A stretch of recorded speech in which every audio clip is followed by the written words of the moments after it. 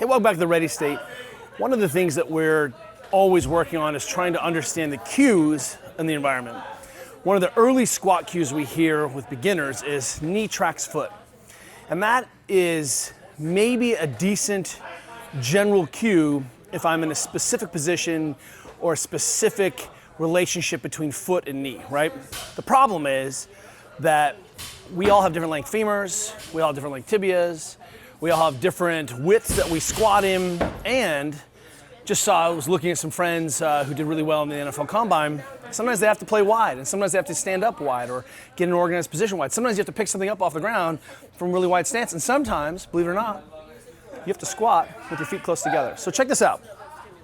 As I stand here, right, the reason we don't use knee to foot relationship is that it's not really specific about what's happening with the hip, and it's certainly not an intrinsic driver for feeling. So that means that if I need to look at my feet to see what's going on, to guess, when it happens fast, I hope I have memorized this foot relationship.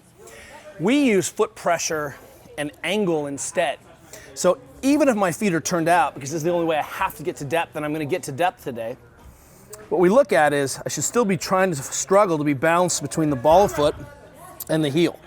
So I'm trying to keep the big toe down, this knuckle down, trying to be pressure through the front of the foot and pressure through the heel.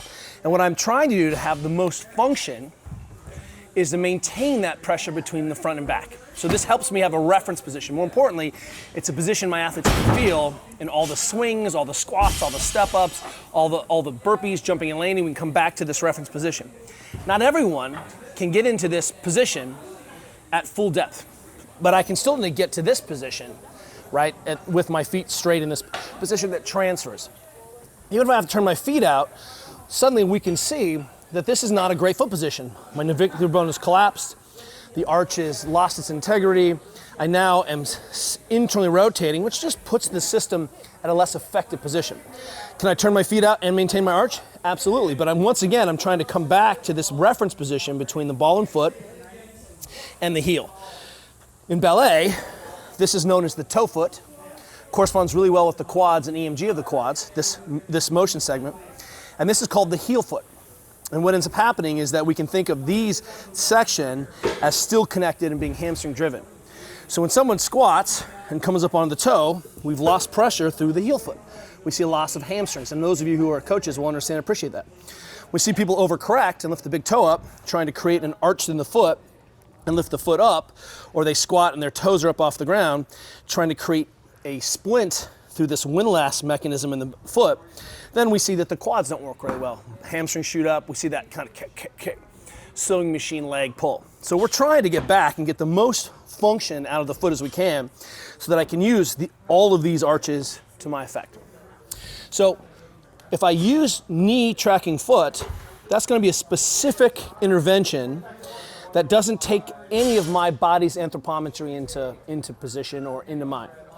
What I want to do is have my athletes understand, can they maintain this referenced mid-range position, which is very similar to what we say around getting your spine organized into the shape, which it can handle the largest loads, where I can keep the most function on, right? That mid-range idea, that brace neutral, which is, as Chris Duffin of the Kabuki Kids say, is really a range, right?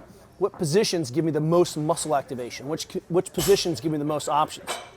So this reference, I'm gonna be a natural human and make mistakes, but I wanna try to come back because this position is where I generate the most force. Tarakti says what? Push from full foot, Olympic lifting. Look at how the Chinese are lifting. Full foot is the goal. Look at our friend's secret of athleticism, trying to build and have feet that are strong and resilient, not losing, collapse, and hanging on joints. Instead, we want to be hanging on the spring, right? We want to be able to use all this.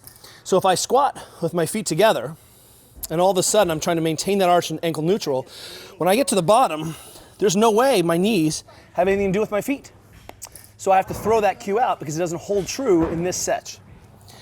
If I go really wide, and I'm asking my athletes to squat super wide, knee can't track the foot in this position, right? Even in this bottom position, knee doesn't track foot at all. So once again, that's not a great cue.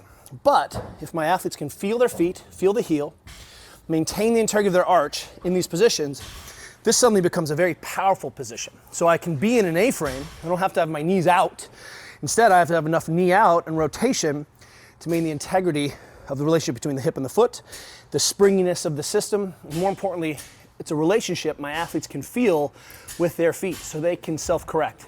Instead of always having an eye on them saying knee goes here, knee goes there, a little bit more knee in, a little less knee in, because the coach doesn't have a specific sort of reference position. Now my athletes understand, gotta take an arch, do their best they can in their available range in that moment to keep pressure between the foot and the ball of the heel. Use that cue and you'll see that you'll stop chasing a whole lot of messy business in your gym.